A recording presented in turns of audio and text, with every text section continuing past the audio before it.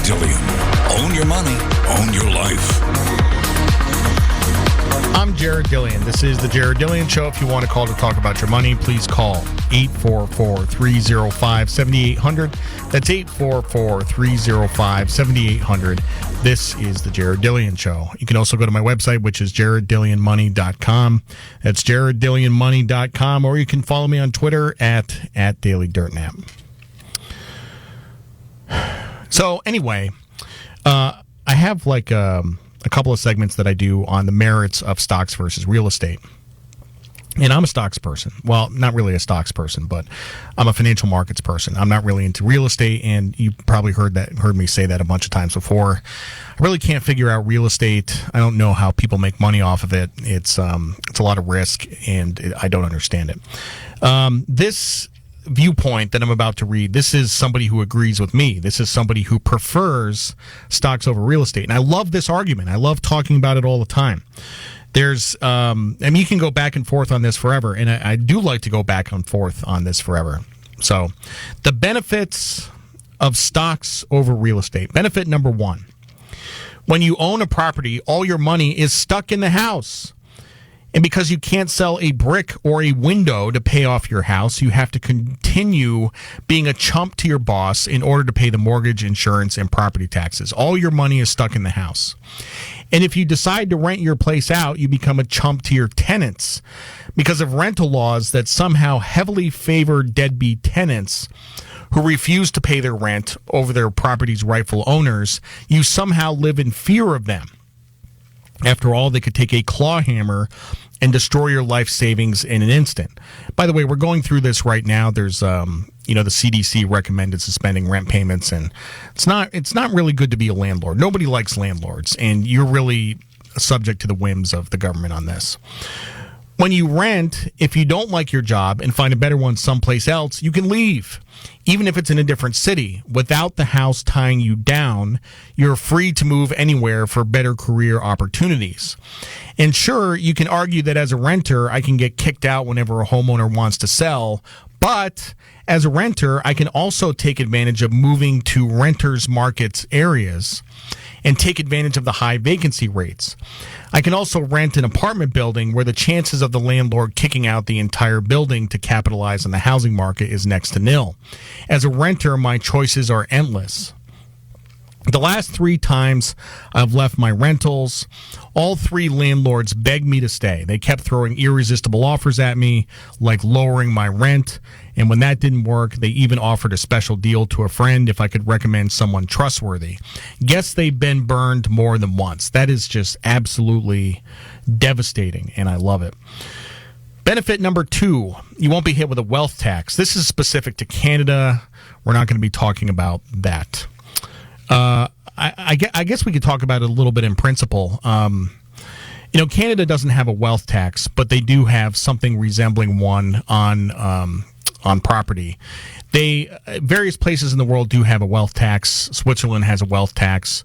Greece has a wealth tax. I was actually looking at property in Greece. This was back in like 2003, and I found out that they had a 1% wealth tax on real estate. So I was like, wow. Benefit number 3. You have all the time in the world to do whatever you want. When you're a homeowner, there is always a lawn to mow, a porch to fix, a roof to reshingle, a driveway to clear.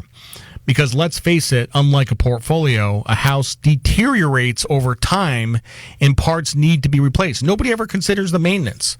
The maintenance is going to average 1% of the value of the house a year. And hey, if you're handy and love fixing things, then great. But I'd rather use my time to travel, spend time with my family, write the next bestseller. Sure, I could pay a property manager and hire contractors to do all those things, but that still involves oodles and oodles of time and effort to find, vet, and manage contractors, and that is not my idea of fun. Plus, you give away a lot of the profits to property managers. That really eats into your profits.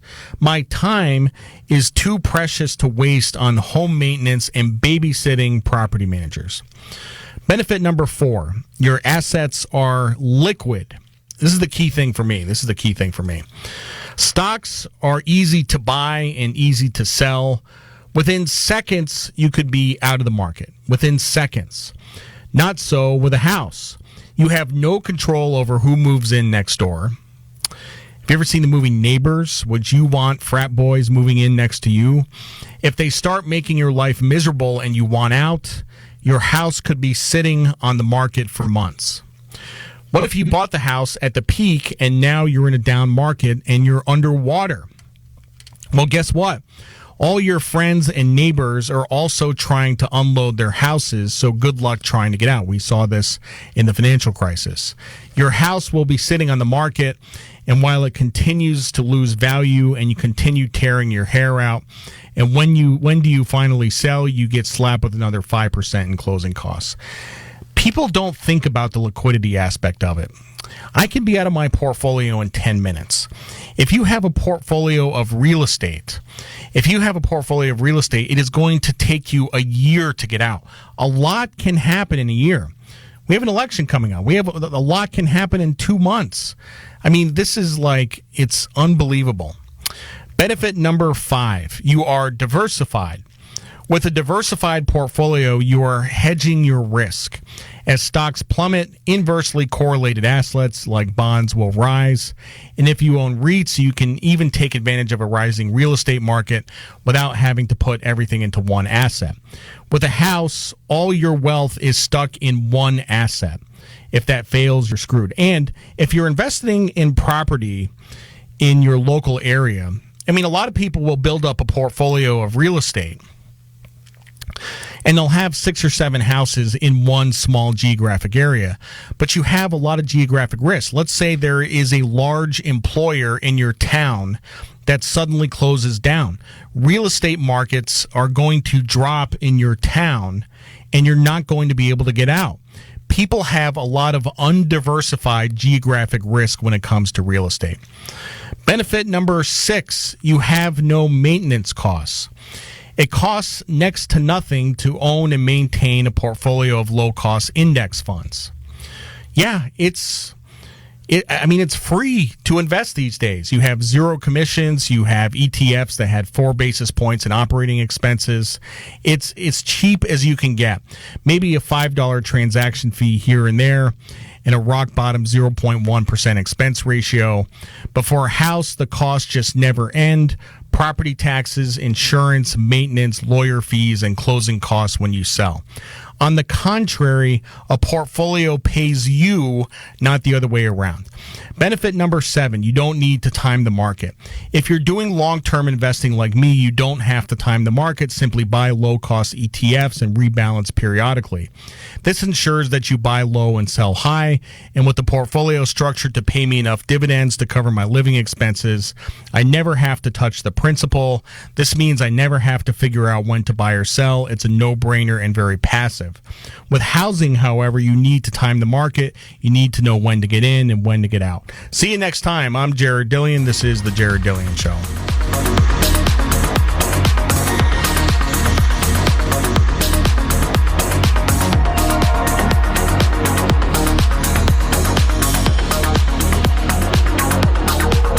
Jared Dillian. Now you know a rich guy.